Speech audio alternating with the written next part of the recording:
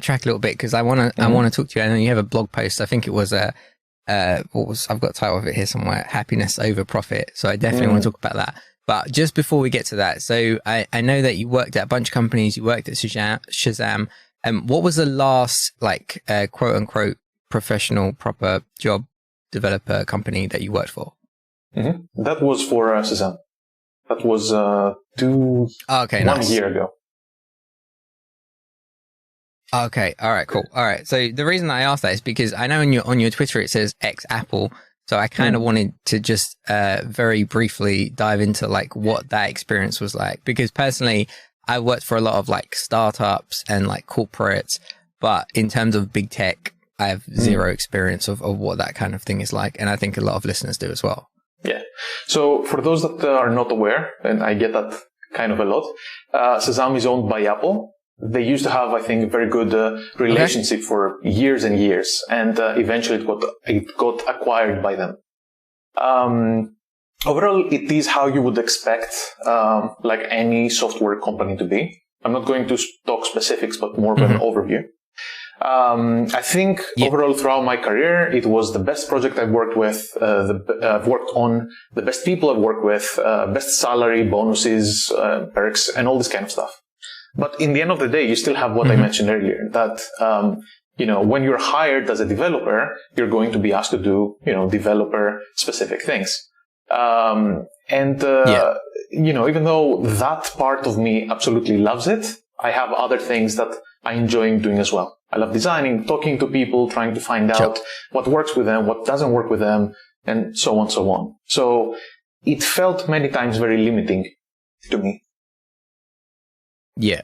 Okay. That totally makes sense. And the Shazam being owned by Apple makes sense, because when I read Apple and then I saw that you're an Android developer, I was like, well, I don't know any app. I'm sure there are, but I was like, I don't know any Apple apps that are on Android. So that totally makes sense. Okay, cool.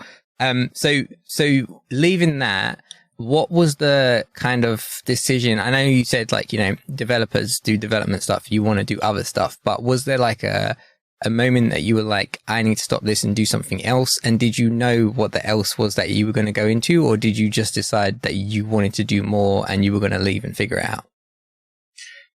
It was more into the, having this feeling that, I don't think this is going to get better. It is nothing about the company or the occupation, I would say. It's more of a personal decision.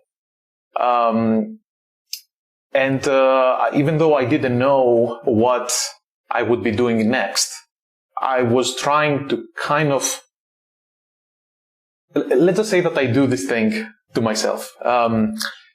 When I want to do something, I kind of try to push myself, remove every kind of excuse that I have for myself, to kind of push myself into the place, like corner myself into the place that I want to be.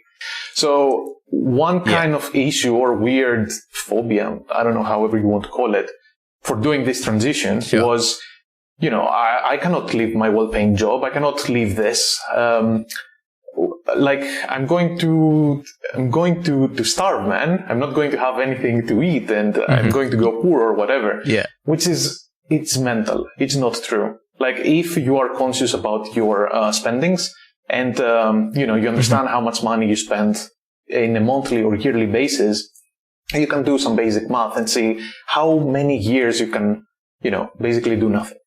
I understand that, I'm incredibly lucky to be in a position that I can, not work, basically not have any income, and for a few years I can experiment with things. But if you do have this opportunity and that's what you want to try it out, there's nothing else stopping you, right?